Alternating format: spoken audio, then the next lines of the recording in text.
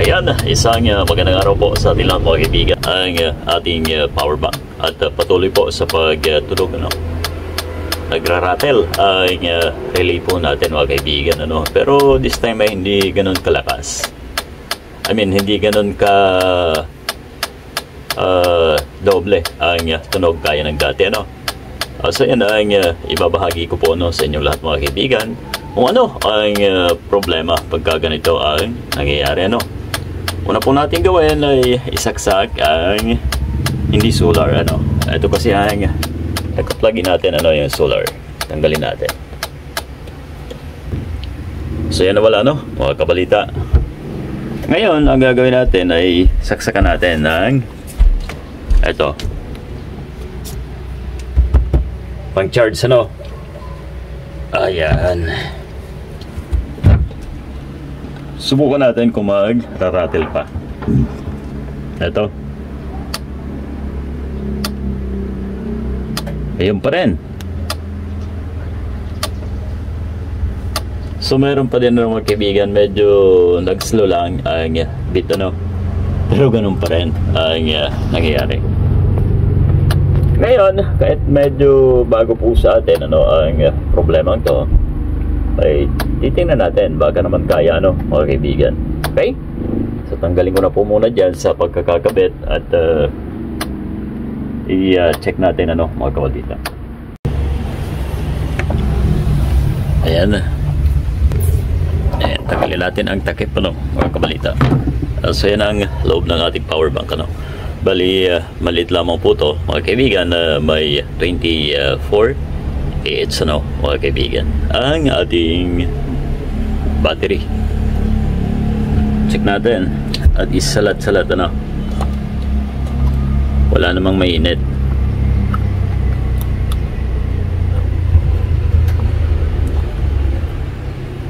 Talagang matunog. Ayun, nagtodo, mga kaibigan. Tingnan natin kung matakot sa atin. Yan yung LED indicator po yan, huwag kayo matakot dahil umiilaw po talaga po yan. Kaso di nga lang stable, di steady, Okay, tanggalin na natin ulit ang kanyang kaha at ibaba po natin, mga kabalita. So yan, natanggalan natin, mga kaibigan. Doon po natin gagawin sa baba. Nasa taas po kasi tayo, Ayan, ito yung matinding hagdan namin. Ito, mga kabalita, ang gamitin natin 19 volts or 0.5. Okay,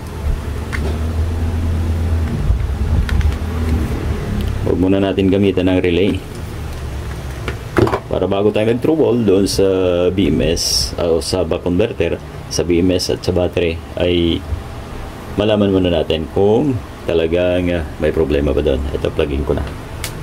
Ayan. So ito ang socket natin. Ayan. Pagka ganito, mga kabalita, na ayaw pa rin talaga, ito plugin na yan, walang reaction. Patay talaga ang ating battery. Check ko ang voltahe, mga kabalita. May pumapasok. Ayan. DC. Ito ang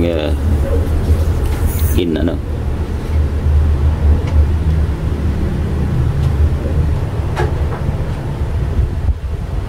19.6. So sa out, check natin. So, out ng back, so wala. Ayun, dito pala guys nagka-problema sa ating buck converter. Ayan, 0. Ayan. So di ba, mabilis natin na check. Ngayon alisin natin ang buck converter na yan. Subukan nating palitan. Ito po pala, so malamang hindi na tayo maghinala doon sa ating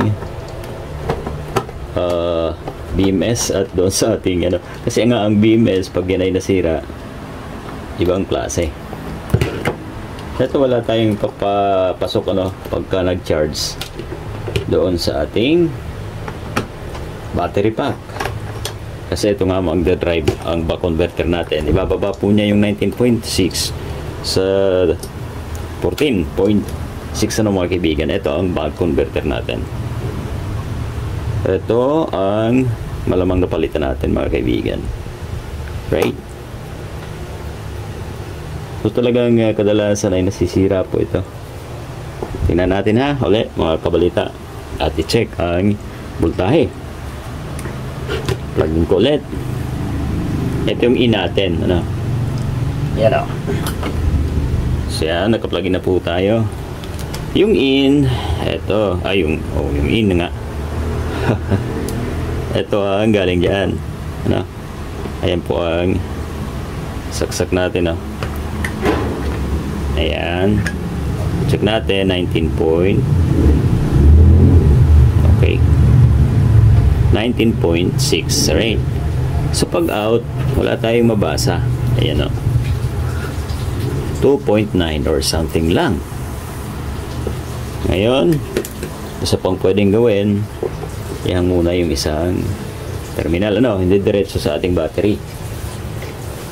Yun, ganun lang. Kasi pwede kasi na pag may problema rin ang BMS o battery ay hindi talaga yan lalabas na voltahe dyan. Pag wala pa rin, hindi nagbago yan, ang sira talaga ay ating back converter. Ayan o. Okay. So, check natin ulit ang ating out. Ito na. So, confirm mga kaibigan. Ang nasira po pala ay ang ating back converter. Okay, nakahang na po yan. Dapat may lalabas na po dyan. Okay, alisin na natin. Panginaantay para may magamit tayo.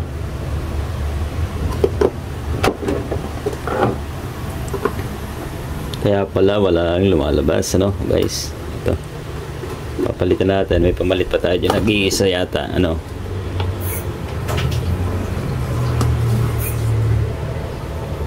Ayan. Okay. Mamaya na to.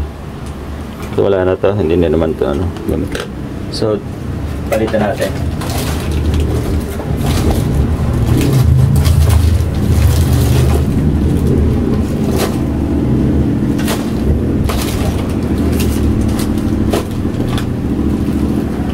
Yun, ito pala.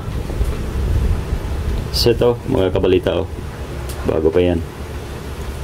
Trim lang natin tong kasi mahabaan pin. Baka magdikit din.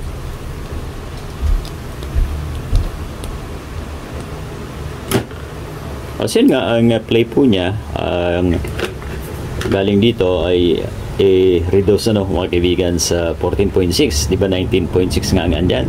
So dapat yung pupunta sa battery po natin ay 14.6 mga kaibigan. Walang lumalabas dito sa dati. Kaya ito ang sira. Alright. Kaya pitik ng pitik ang relay natin mga kaibigan. Okay, kuha na ba? So lagyan na natin to.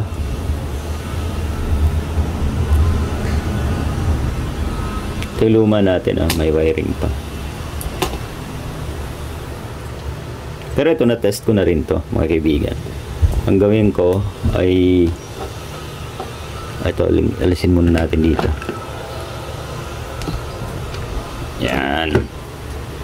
At dito ilagay natin. Lumalit siya pero kaya naman yan. Sasaglitin lang natin.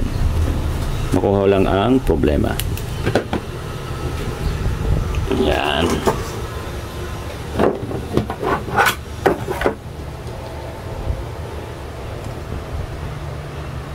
Siyempre, ang una mong paghinalaan talaga relay mga kaibigan.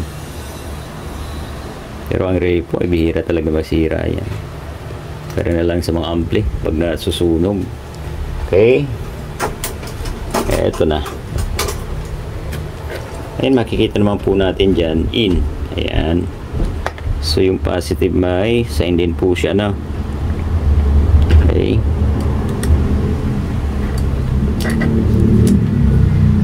Okay. At yung negative ay magkatabi lang po yan. So dapat yung pag-splice ng wire or yung pagbalat ay malinaw. Ayan, no? Kita nyo guys, umilaw agad, oh.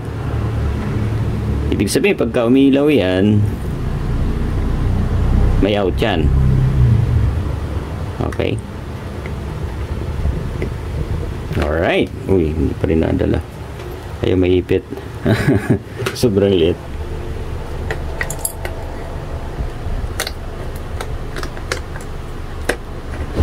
Ito, kabit natin ang negative. Ngayon naman, hindi magkasya. Ayan.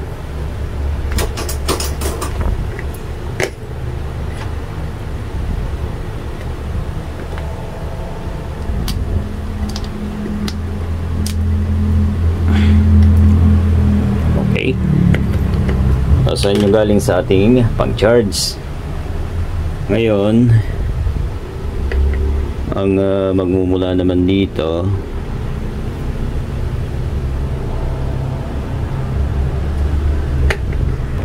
so wala mo ng relay, ano? Diretso natin dito siya sa out po, ano?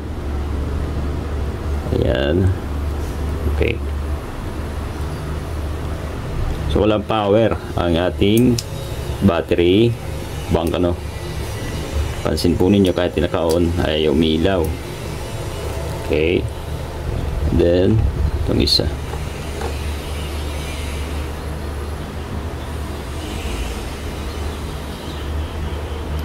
yan, out yan, diretso na sa ating battery, dadaan ang BMS. Okay, yan na. Dito pa lang guys, mapapansin nyo na ano nagagana. Check na natin. Okay, diretso doon. Wala talagang laman, no? Ang ating battery pack ayaw umilaw. Lagyan na natin mga kabalita ang ating pang-charge. Ito na. Ayan, malinaw mga kabalita, oh, nag-charge na. Nangangahulugan lamang yun mga kabalita na nag-charge na po ang ating unit. So ano ang nakuha natin na sira? Ito mga kaibigan ang buck converter natin. May 12 na tayo mga kaibigan. Subukan natin i-on. Yun. Kasi na, lagaw na ang ating power bank mga kaibigan.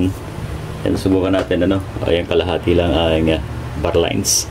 Subukan natin i-charge kung diretso na ba sa pag-charge, no? Okay, lagyan ko na. Ayun, no, 55, 61. So goods na po ang ating unit mga kaibigan. Minsan pa ating natunghayan ano kung ano ang naging problema ng ating power bank na nag-rattle ang relay. Yan po ang reason, ano, ang dahilan mga kaibigan. So sana po ay may natutunan po ulit tayo sa ating vlog na ito mga kaibigan. At kung magkaganon ay huwag po natin kalimutan na mag-iwan ng kahit isang like, ano mga kaibigan. Okay na po, 12.9, 87%. So thank you and God bless po sa ating lahat mga kabalita.